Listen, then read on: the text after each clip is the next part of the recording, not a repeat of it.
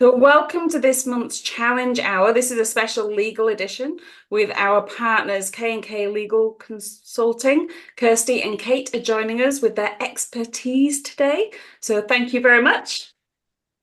Thank you. Okay. So I'm going to kick us off with a question that I was just having a conversation with Hayley, my marketing wizard, and she had a question about the ICO register, Information Commissioner's Office. Yep. And she was like, do we need to register? It's like 30 or 40 quid a year. Do we need to register? Do we not? And I was like, well, Go Ginger's never registered, but Free Spirits has because I'm dealing with member information. But Go Ginger, I never did. I was like, do I have to? Yeah, definitely. Yes. Kate's the one for this with the GDPR and data. So yes, there is I would say a very useful, but lots of people don't find it very useful, a checker to see whether you need to register on the ICO's website. However, that checker is only as good as the information you input into it. And some people put the wrong answers to questions, which then gets the result that they say they don't need to register. Whereas I would say that if you are a business and you are collecting personal data electronically, so you've got clients, you might have staff, you speak to suppliers who you collect their data for, anybody, colleagues, contacts, leads, you're processing that personal data electronically, and therefore you should be registered with the ICO because it's part of the compliance with the data protection legislation. And as you said, Kim, it is only if you sign up to an annual direct debit, it's £35 and £40 otherwise. So it's quite people often think, oh, it's just another tax and they don't do anything, but they do actually investigate data breaches and they prosecute businesses who aren't compliant. So they do a lot for for those types of scenarios. So that's some way to where your money goes, and it is, it's not a huge fee, is it? So for peace of mind, we always say just register, and as I said, 99% of businesses have to by law register. Definitely. And they also have a really helpful website when it comes to all things data. Some government agency websites, shall we say, are not the most user-friendly, but the ICO have a really good search function, and they're actually really helpful if you have a question.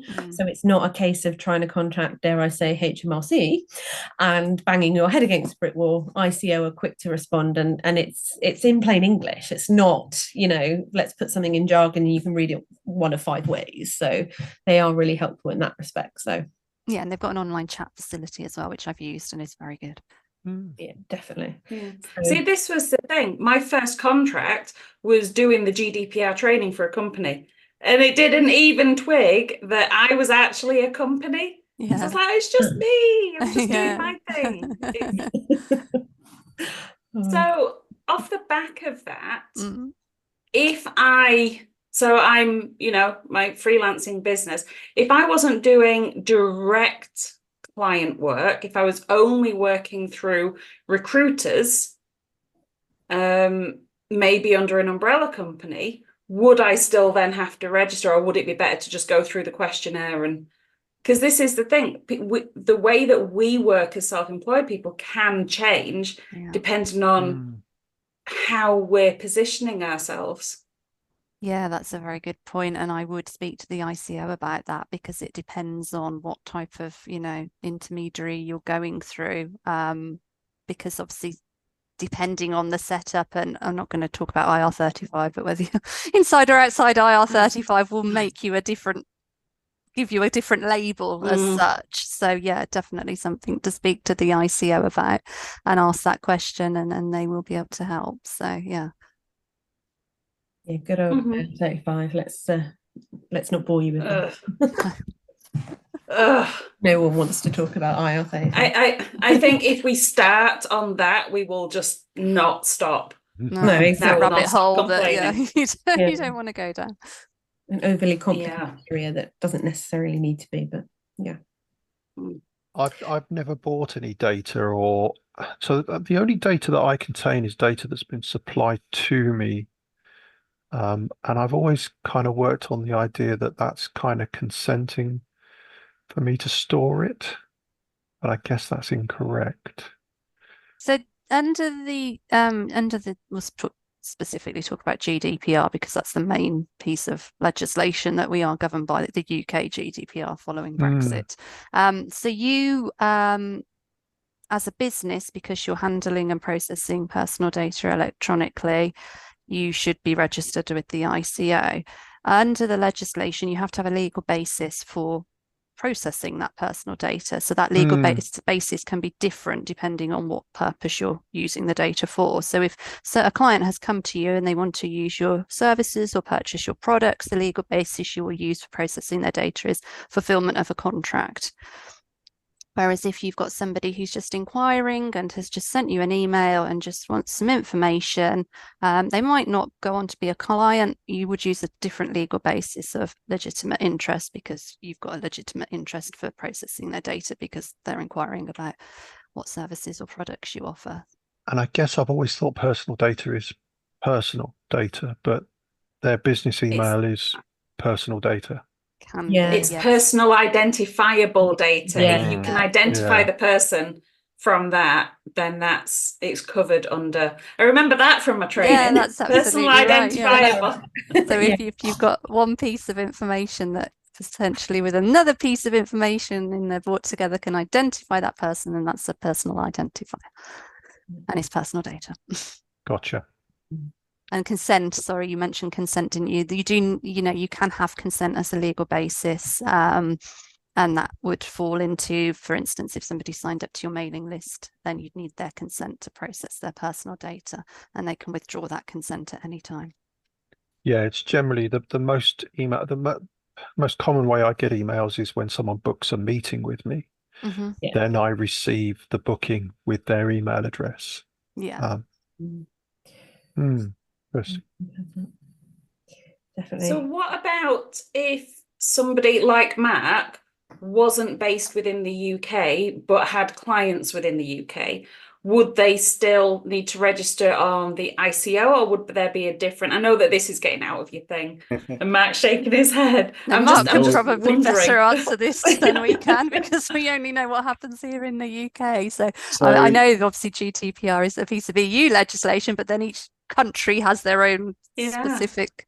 Yeah, and each country in the EU has its own registration processes, and in fact, I've just been looking. It doesn't seem like France has a registration thing like ICO.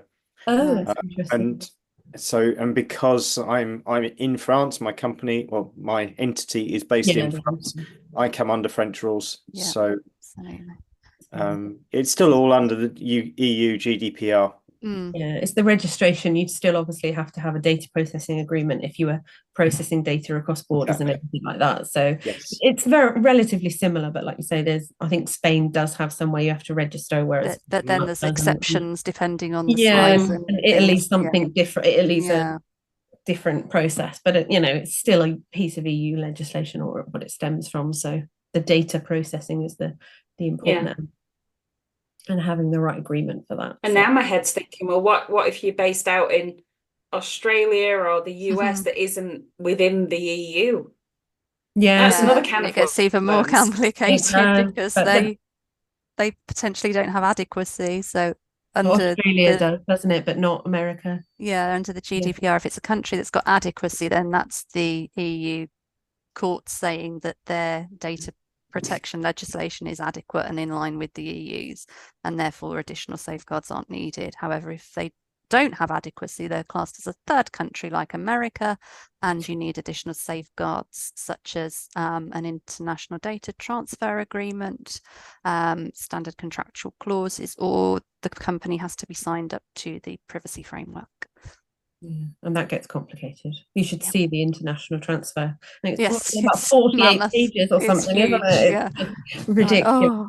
Yawn worthy. So it's definitely you have to think about where the data is stored as well, and whether it's crossing borders and whatnot to legitimately comply. So it can get confusing, but again, it doesn't have to be as confusing as some people make it. So yeah, there's processes out there. And one thing that we have found recently is with regards to lead magnets as well. I don't know whether that's something that you talk about here, but lots of people have just been adding people. They have a lead magnet, they say here's the checklist, and automatically signing them up to their newsletters. Well, actually you need double. Right. Dirty. Yeah, well, you honestly, I cannot tell you how many companies out there that are doing it, but that you have to have a double opt-in, one to get the checklist and two to actually be added to the mailing list. And lots of people have fallen foul of that, haven't they? We did a series of blogs and posts and everything, and people are like, what? We never knew that. Come on. So always got to think about those elements. Yeah. That's the whole purpose of a lead magnet, isn't it? To kind of gather exactly. leads, gather information. Grow your list, yeah. Interesting. It's got to be done in a compliant way, unfortunately. So that double opt-in is important as well, and the opting out. So yeah, data can get really, really boring. We don't just deal with data, we do with contract drafting, trademarks and various other things as well. Kate loves talking data. It's her favourite part. I don't know why. Sorry, Kate. Whereas I'm more of the I've got history and litigation, so I'm the one that argues for a living. Right. Two very different people. Yeah. But it works. It does work. Definitely. Yeah. Okay, so talking contracts, questions just popped in. Okay, so hypothetical situation.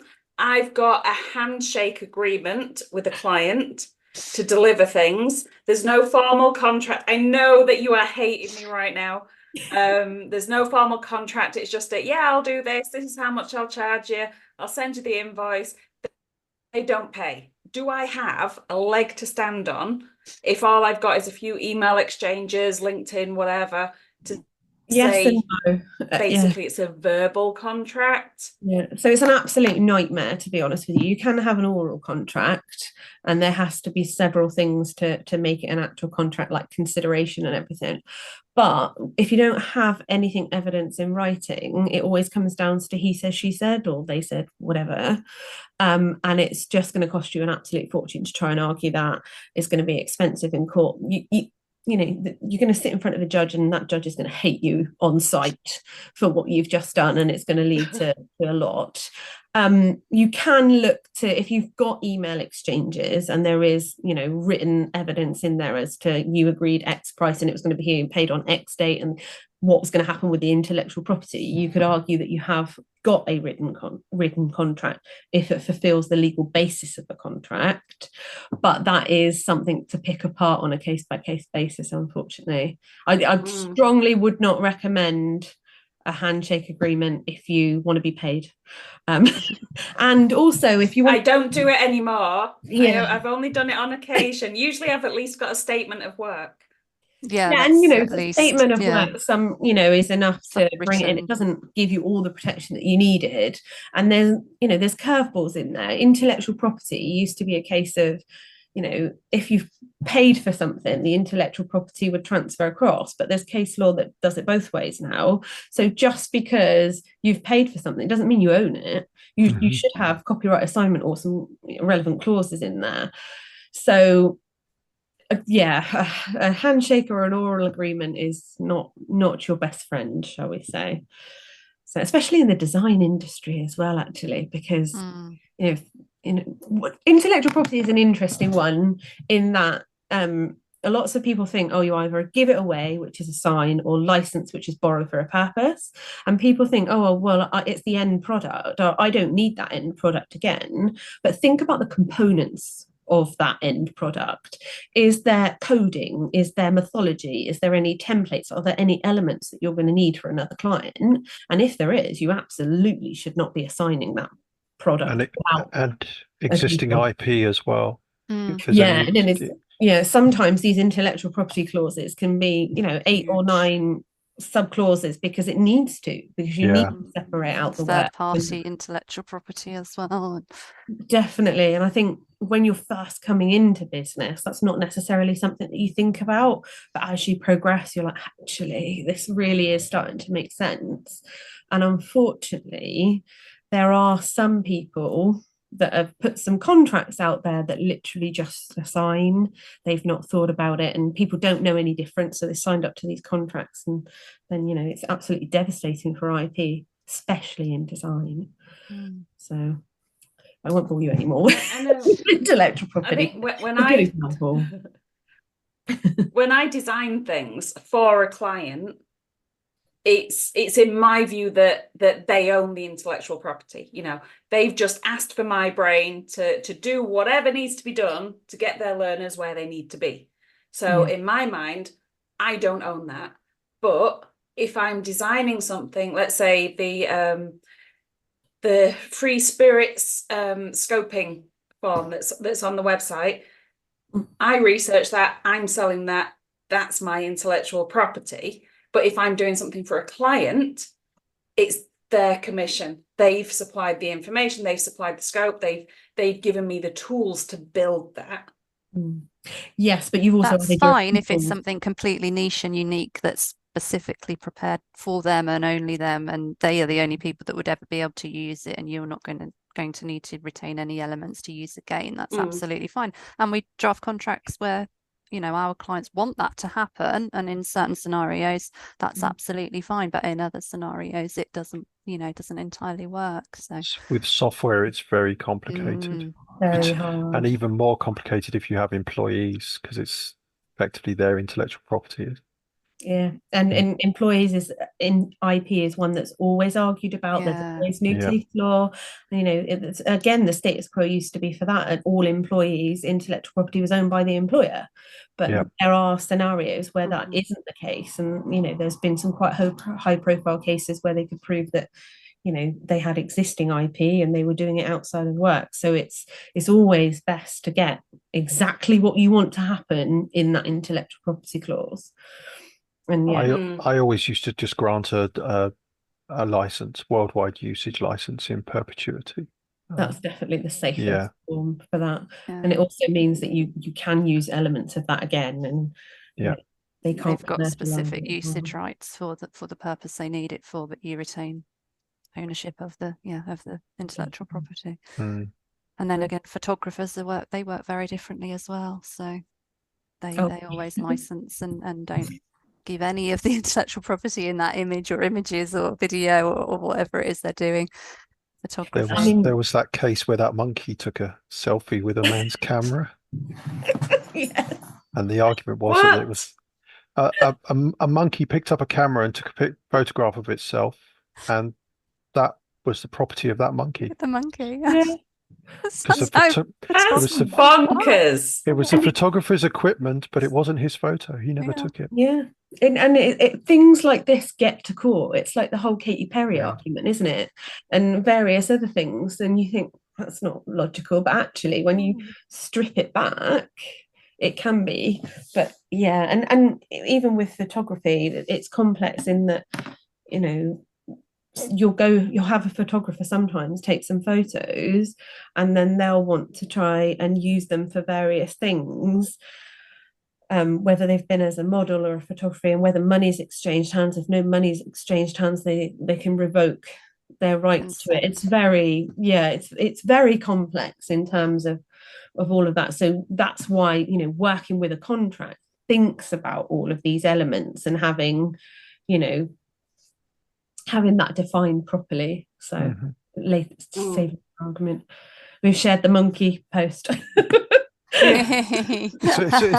It's a great precedent, a legal precedent. Yeah, definitely. It's bonkers. But I know I've been at conferences where they've said do not take pictures of the slides. Yeah, definitely. And I was like, if they're showing them to like 50 people, 100 people, I'm gonna sneakily take a picture. No, not that I never did that. Just really. But I'm thinking back to all the webinars.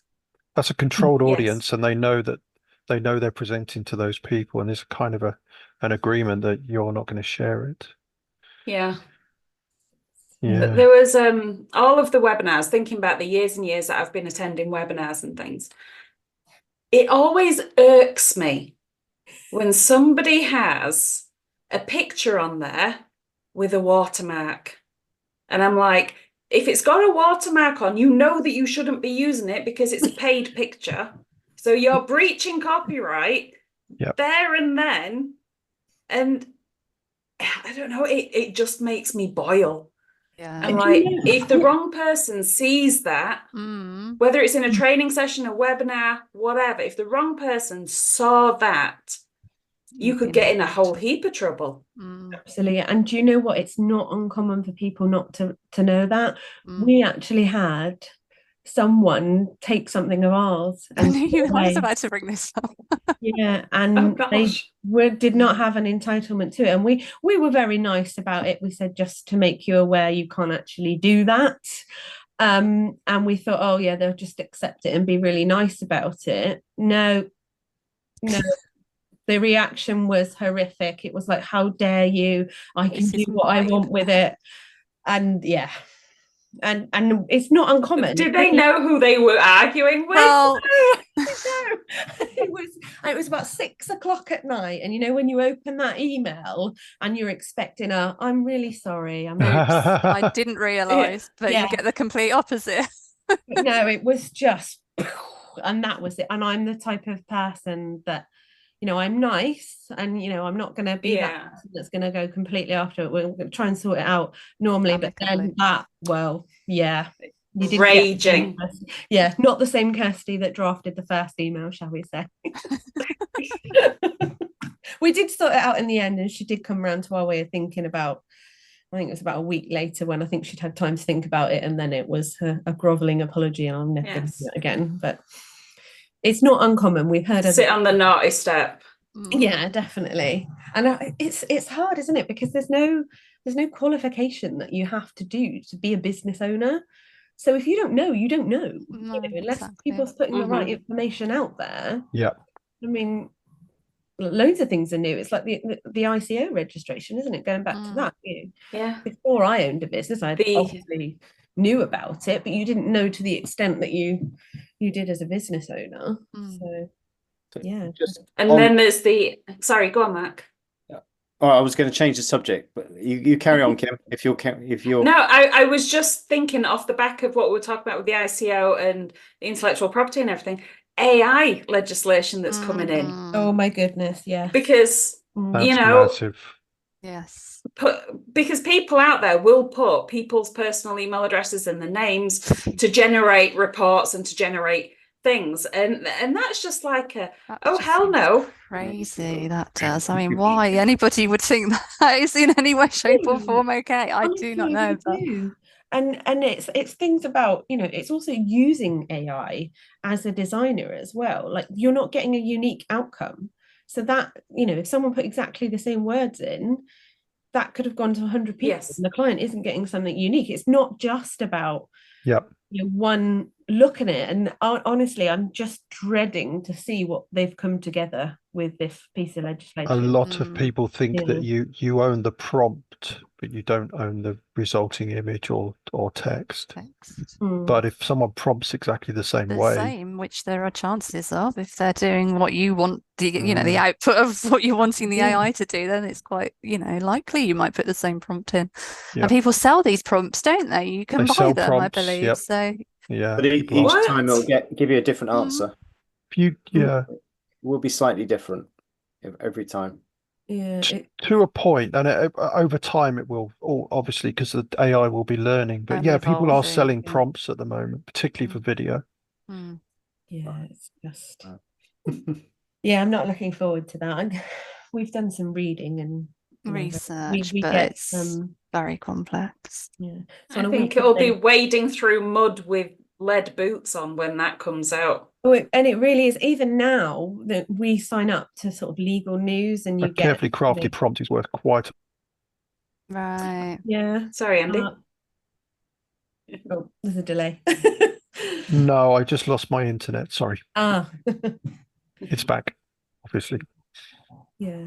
So even the stuff that's coming around now, the case law prompts that we get on a weekly basis, you know, this is what's happened and whatever, you're seeing some AI come through and some arguments, and you know, it's not, you know, what is precedent and how's it going to go forward. So it's going to be a mess in the next couple of years, without a doubt, while people try and iron it out. But but as is the case with most new legislation, Yeah, no, it thinking is. of the Building Safety Yeah, Act as one was, primary yeah. piece of new legislation that's throwing architects and interior designers into turmoil. So Yeah. Mhm. Still not really got the answers there though, have we, Kate? So because sometimes it's so new, there's yeah, no sometimes test it can, cases.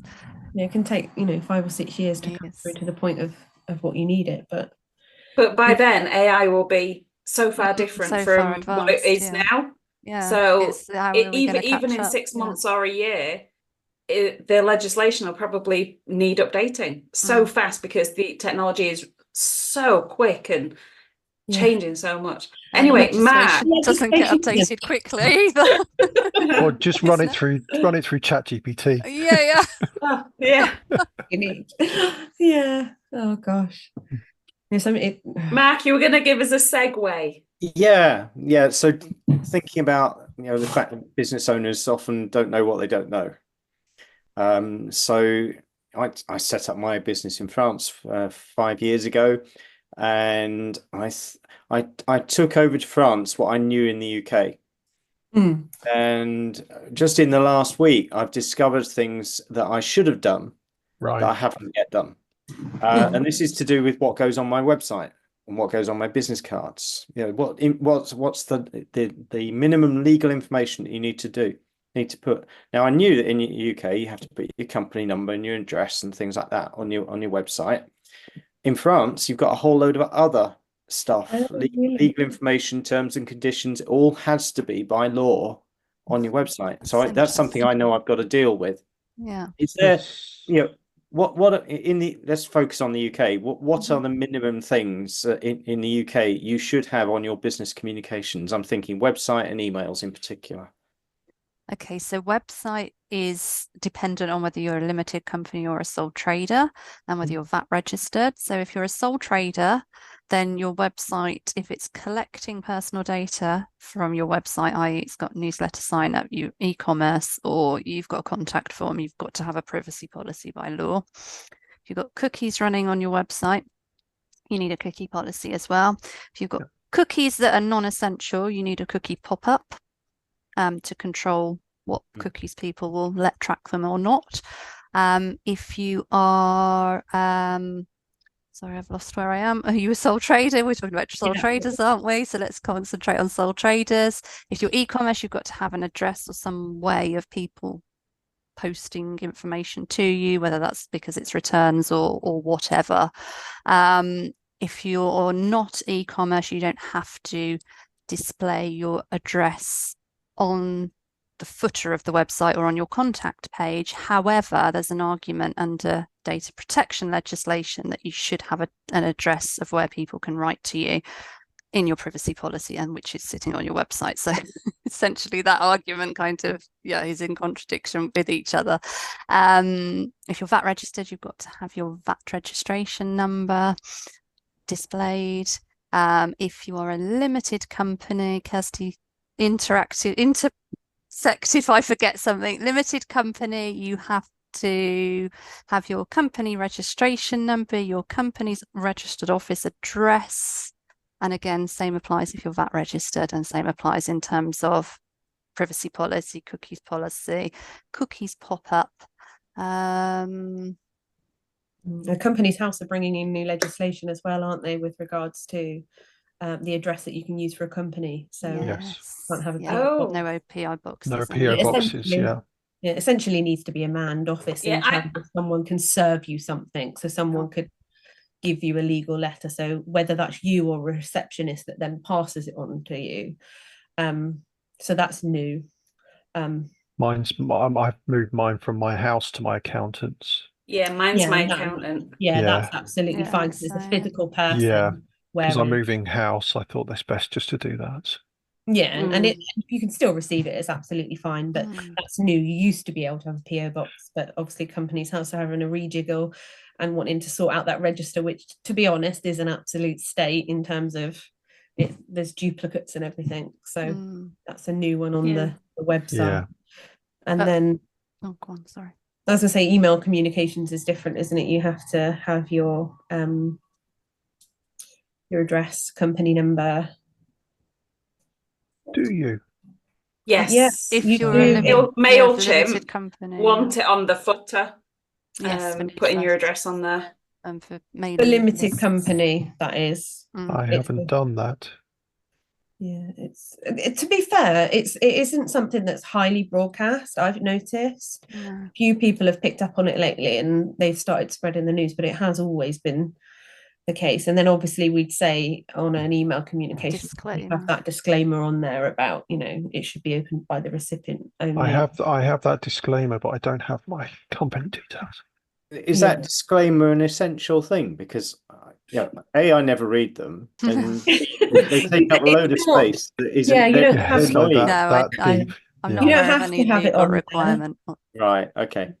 We just obviously, because Yeah. of what we do, it's obviously vital, and it does detail about, you know, viruses and whatnot if you're going to open something. So it is, I know it's aesthetically not necessarily pleasing, but it is good to have But that. if you only can get to it after you've opened the email, it's a bit pointless having it. But, you know. Yeah, I And know. at I the bottom of the Yeah. emails, you have to scroll past all the content. Yeah, definitely. But it's, I mean, I'm not sure I've argued any cases about it not being there. But I mean, the warning's there if they try and do something with it. And if you've received the email in a wrong capacity, I mean, and then you then try and use it. But then there's an argument there that, you know, it's my fault because I sent it to the wrong person. But it's not home and dry in that regard. So. And then website terms of use. Sorry, Mark, going back to what you were saying, because you were comparing with French requirements. They're not actually a legal requirement in the UK website terms of use, despite what some people say. That you don't have to by law have website terms of use. It's a good idea, and we do recommend it, especially in certain business sectors, because depending on the type of content you've got on your website, but it isn't a legal requirement. Okay, thank you. I wonder if it will follow though if France is putting that on there. I don't think so. France is a very different world to everywhere else. Oh, really? Yeah. One of the things I discovered really quickly when I moved over is that, you know, everyone thinks, oh, I'm a remote worker, I can work from anywhere, and actually that's completely not true. Because it depends digital on nomads. Yeah, France doesn't understand the concept of a digital nomad. It doesn't recognize you as a digital nomad. If you're sitting in France while you're doing the work, you need to be registered in France, and everything needs to be French based. And to be honest, actually, a lot of countries do require that. So if you're in America, America would see you as being on American soil, and it's a taxable. So people sell this digital nomad life. But if you looked at the technicalities and the fine print and what they actually said, most people probably aren't doing digital nomad correctly. I've been looking into it for Colombia, and I have to get a digital nomad visa. Yeah, if you've got the visa, but some of these people sort of hop around the world, don't they? And they don't at all have those. It actually puts the employers into a really sticky situation, because if I'd been working in France for an employer in the UK, the employer in the UK would be liable to French social charges, which is like, well, they should have an entity in France. Well, they should have an entity in France. And England is a little bit like that in terms of what they say and the laws that apply. So it's a nightmare. It really is. It's quite a complex area. There's the whole system of employers. So if I was on a holiday, that's different. If I went on a holiday to France, you're going into a grey area, and then went on holiday to Spain. Don't ask the question. Just don't ask the question. That's fine. You're not working. Wales. No, you're not. You're working for your company. No, you're working in France legally. Yeah. Don't you're going on holiday. You're not. You might check your email sporadically, but that's about it. You're not properly working there. There are in France, there are certain reasons you can be in France and be working for a short time. And it's like entertainment, concerts, things like that, and that's all allowed. Doing what we do actually isn't allowed, even for a short time, even less than 6 months. unless you're properly registered. But just don't ask the question. Yeah, they don't know. No one will check. Yeah, and you think about all these people that fly all around the world and open their laptops and work Well, for a few days here and there. yeah, I know somebody who doesn't have a house. They just Airbnb around the world. Yeah, Mhm. what a life, eh? Yeah, Where do they put all their stuff? that They is have their so stuff. much Their stuff's in a stuff. bag. Their stuff's in a bag. Yeah, Oh no. wow, it's a lifestyle choice, I'd say. So, Yeah, definitely. But yeah, if absolutely. you looked Yes. into the actual legalities of it all, it would Oh, just be endless. It really yeah. would, in terms of what you can and can't do. And then, of course, every country's blooming different as well, isn't it? So, Mm. what's Mhm. acceptable in Spain isn't going to be in America and various others. Yeah. So. Yeah, employers of record are really useful. If you're going to be doing this a lot or working with custom companies who are doing it a lot, it means that they can just work through one agency that then has entities in all the different countries. I Yeah. see. Yeah, it's a good one to know. Yeah. Okay, so I'm gonna make your toes curl with this one. Oh no. For the first few years of my self-employed career, I did not have liability insurance. I had no idea that I needed liability insurance. You're not alone. I knew that was coming. Yeah, so I know now Mhm. why it's important. It's basically like your house insurance. You have it to not need it. Yeah, your car Mhm. insurance. Yeah. Yeah. Definitely. And I mean, if someone's starting out and they haven't got, you know, a great deal of funds coming in, they're thinking, I've got to register on the ICO, I've got to get website hosting, I've got to do this, I've got to get the kit, I've got to get the desk, so they're prioritizing what they spend their money on, whether it's redundancy money or whether it's savings to start a freelance career or a self-employed business. At what level should liability insurance and that type of thing, at what level on their priority list should it be? I mean, for me personally, As it's a lawyers. priority. Yeah. And what you've got to think about is if you're a self-employed person, you are your business. So that means any assets that you have are fair game if someone sues you. If you're a limited company, you obviously have that limited liability. There are some exceptions, but I won't bore you with that. So if you do something wrong and you don't have that insurance in place, it could be catastrophic. You know, you could go out and be a gardener and, you know, a stone hits a pane of glass in a greenhouse and it's minimal. But what happens if then someone has an accident because of that pane of glass and you haven't put proper steps in place? So you can go from a couple of £100 to a liability of, you know, thousands and thousands of pounds. But what I would say is choose appropriate insurance. If you speak to some insurance providers, they'll try and sell you the world, but you don't necessarily need the world. So you need the insurance that's appropriate for what you do. If you're selling a service, obviously it's professional indemnity. Are you going to need public liability? Think about, you know, is someone coming into your space? They're not coming into your space or onto your property. You probably aren't going to need public liability. And obviously, if you're a limited company and you're a director, then there's an argument you need employers' liability. Is it one director or two directors, Kate? You just one director. If It's that just one, director isn't is it? Yeah. also an employee in the business and on the payroll, then yeah, you So need you employer's need liability. that's the legal obligation to have that employer's liability. So don't speak to an insurance agent and get, you know, professional indemnity, public liability, cyber this, and, you know, 10 Product different insurances. liability. Think about what you genuinely need. And if you don't understand, there is, you know, sources of information out there. And if you give us a scenario, if you email us and give us a scenario of what you're doing, we can give you an idea of what you need. We don't sell insurance, but we can tell you the types of insurance that is more beneficial. I also think as well, with insurance, it doesn't have to be the most expensive insurance. Obviously, not all insurance companies are born equal, I have to say that. But if you're a copywriter, your insurance is going to be minimal. So depending on what you're doing, I mean, obviously, legally, insurance for us It's is like massive, water and you'd probably for fall off your chair. Whereas if you're doing copywriting or you're a VA, it might only be probably 20 get quid a month. 20-30 pound a month. It also depends on Yeah. the territories you're working in. Yeah, If you're absolutely. if you're working in the US, then times Mhm. your liability by 10. Definitely. Really? Easy. Most yeah. policies exclude the US Yeah. and Canada. It's such a litigious society that I used to have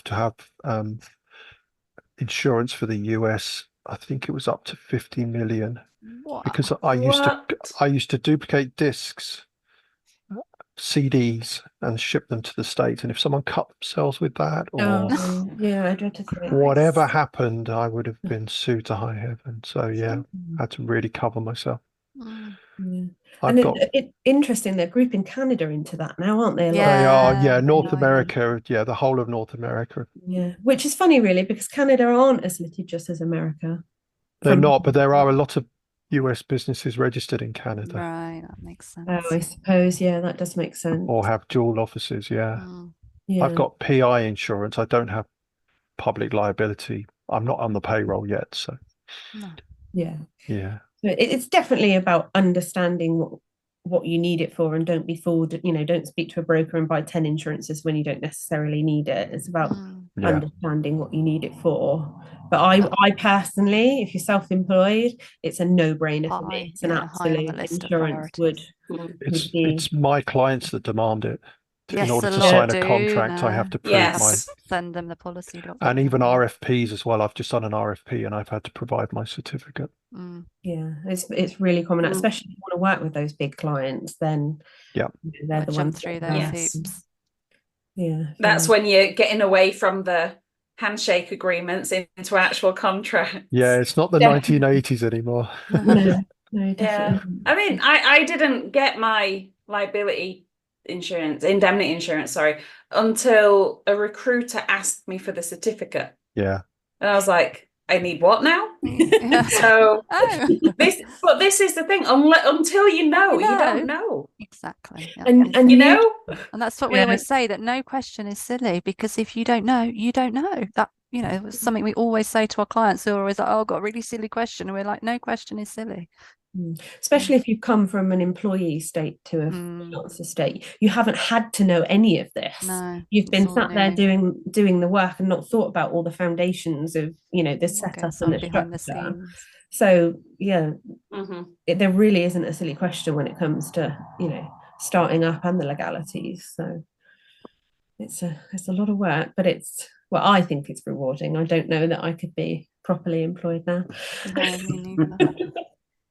Once you get used to it, but then I do know people that have said that they can't stand it and they've gone back to employment, so it definitely works both ways. But insurance is a must in my mind. Thank the insurance company for it if something does go wrong. So, but choose reputable insurance, I would say, because there are some companies that will think of absolutely anything under the sun to get out of something, whereas there's other companies that take a more pragmatic view. That I found Hiscox was the best for small businesses and for freelancers. And they're very good with customer care and questions, we found. And they've got a good questionnaire that tells you exactly what you need. And it is very, very cost effective as well. It's one of the insurers we recommend if somebody asks us. That's who Free Spirits is insured with, if anybody's interested. There you go. Then you picked right. But I did the research and I was looking at a couple of different companies to go with, and I spoke to some and I was like, this is going to be, it's a global enterprise. It's not with members just in the UK. There's going to be people globally, so I need something to cover that. And some insurance companies, they didn't seem to understand the concept. Right, and that's always a worry, because then you're just worried whether you're actually properly covered or not. So. Hiscox were like, fine, there you go. I think they've got a very big presence in remote and online work, and they're more understanding of it than others. They are. We've spoken to a couple of clients where I can't even remember what it is, but they'd gone to about 20 different insurers, and there's like a central record of insurance providers. that you can go to, that if you've got a specialist area and then they divert you to someone that will, can't remember the name of the body or whatever. But if you are struggling, there is something out there that can direct you. Hopefully cover your niche. Yeah. Yeah. But hopefully that niche doesn't, that problem with the niche doesn't come up very often, hopefully. So definitely it's needed. Okay, so what are your feelings about working on some of the freelancer websites? So you've got Upwork, Fiverr, People Per Hour, freelancer.com. Are there any problems?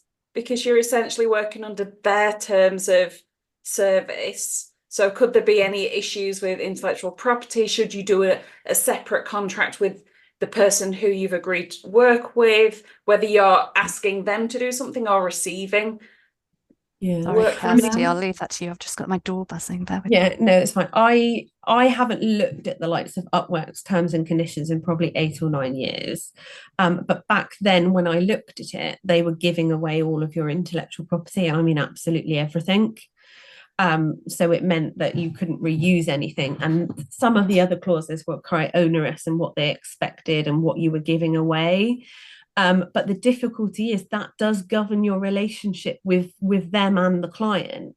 So if you were to issue a contract but still be linked to Upwork, for instance, then you've got 2 contracts. Which one takes precedent? And it isn't necessarily the case of the last contracts that was signed takes precedent. So you get into a legal dispute there. So strictly speaking, you would need to sign up with that relevant platform and adhere to that, those terms and conditions, that contract. And I think there is probably a clause in there that says that you can't, cut out the middleman. There is. I signed it recently actually with Freelancer, and there is a clause you're not allowed to work together. I think it's 18 months, I think, off the top of my head.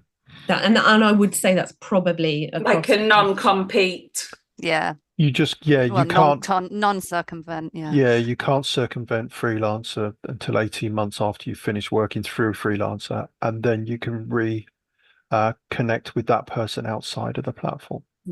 Chances are by then they've probably found a different freelancer to fit that hole, which is the whole point in non-circumvent. But these platforms aren't necessarily designed with the freelancer in mind. I'm not saying don't use them. Just be aware that anything that you do on that platform is owned by Upwork and then ultimately the client. So you have given away everything. So if you've designed something with some coding in that took you forever and a day to do, you've given that coding away to someone else.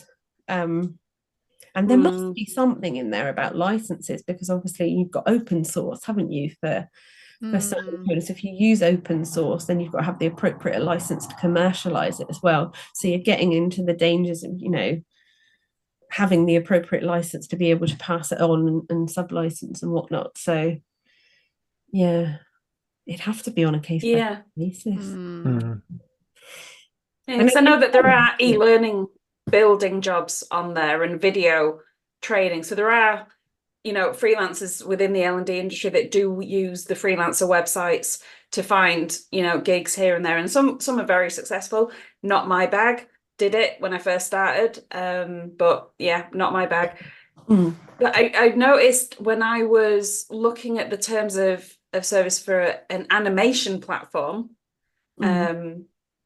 they said on, to do animated videos, because I'm crap at graphic design, and the term, you had to pay extra to use it commercially on top of your already substantial subscription. But it was one of these things that nobody reads the terms and conditions and they all just accept it. And when I saw that, I was like, really? And somebody else then posted about it. I was like, really? And nobody realized. And there's so many people using this particular platform as part of, embedding it into e-learning, as part of like social media and all of that. And it's like, well, how strict, if you've got sort of clause like that, a commerciality clause, how strict is there, or is it just a case of you're on borrowed time until they notice and come after you?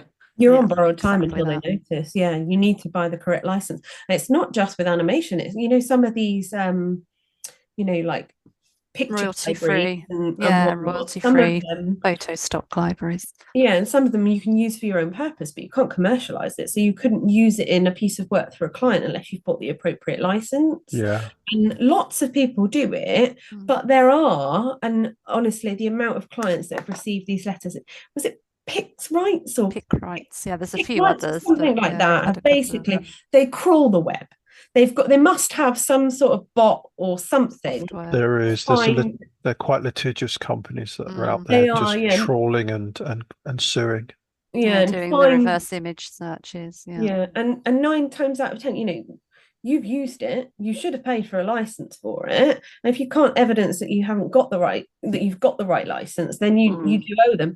You can negotiate with them and negotiate it down, but ultimately you are responsible, and it's going to cost you more to argue it than it is to pay the blooming license fee, to be honest with you. So it is borrowed time, and it does depend where you've got it from. If you unfortunately pick it from one of those companies that are signed up to one of those crawlers, then they'll find you, and they'll find you pretty quickly. Mm. You know, we've had someone, you know, 7 days they were found and the letter landed on their doorstep, whereas others, you know, it's been 6 years Years. Long and they've time. literally coming up to limitations and whatnot. So borrowed time for sure. Mm.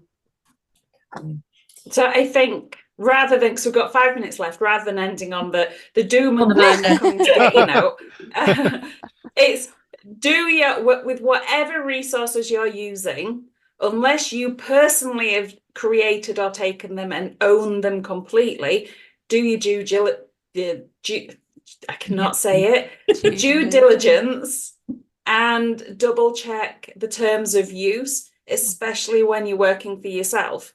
Yeah. Because sometimes the idea is when you're employed and it's only internal, then it's like, well, it's not going to go external. You don't even have that mindset. No. You need to make sure that whatever you're using is fine to be used in the way that you're using it. Yeah. Not just stuff that you're creating now, just historic stuff as well. Can I add, if a client provides you with anything, make sure that they've got a license for you to use it as well. Absolutely. And have something in your contract around that as well. Yeah. Say that by They're giving it to you, they accept liability if you don't use it as well. So important. Yeah. Definitely. Mm-hmm. It really. Okay. So just to wrap up, got a couple of minutes left. Mark, any burning questions from you? None from me, thank you, Kim. No, this has been a really interesting discussion, though. Thank you. It's not all Andy. Do you know, I'm working on a website at the moment, and at the bottom there's an ICO, and I keep looking at that and thinking, I wonder what that is. I wonder what I should do. I wonder if I need to do something about that, which I will be after this.